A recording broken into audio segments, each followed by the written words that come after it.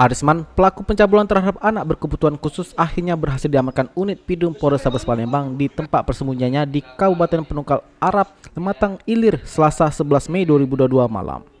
Dalam pelariannya, pelaku mencoba mengelabui petugas dengan mengubah warna rambutnya, di mana semula berwarna kekuningan, diubahnya menjadi warna hitam dengan potongan pendek.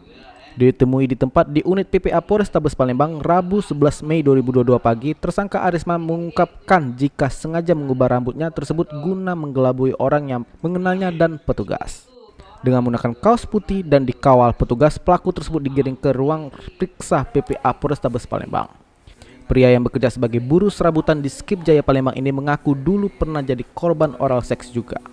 Ia mengungkapkan bahwa dirinya melakukan perbuatan tersebut selain pernah menjadi korban, dirinya juga mengaku tak ada perempuan yang suka terhadap dirinya sehingga itu menjadi alasan pelaku melakukan oral seks terhadap korban.